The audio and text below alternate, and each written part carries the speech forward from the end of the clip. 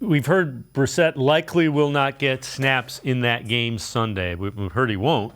Your thoughts about, potentially him not playing in the preseason? Normally, it wouldn't concern me as much. It concerns me a little bit more just because he hasn't run this offense. He hasn't played with a lot of these guys.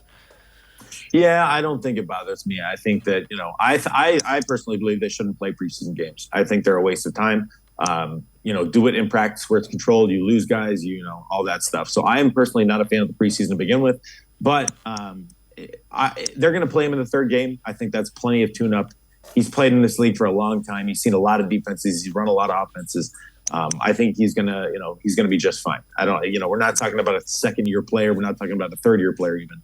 We're talking about a guy that's been in pretty much every scenario with every team in the NFL. So there's not much he hasn't seen. I don't think they're worried about him. And if they were worried about him, they would play him. So I think we got to trust the Kevin Stefanski and the Browns front office on this one. How valuable do you think the joint practices are for him? Just because it is a controlled setting and you can actually develop some chemistry.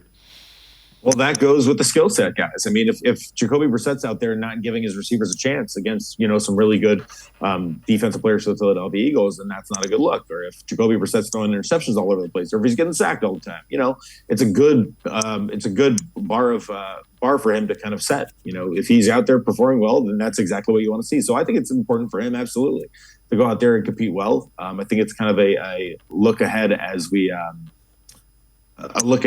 go towards the regular season. I think it'll be a good kind of bar for where he's at, and I think he'll play in the third preseason game, and then I think that'll be plenty for him.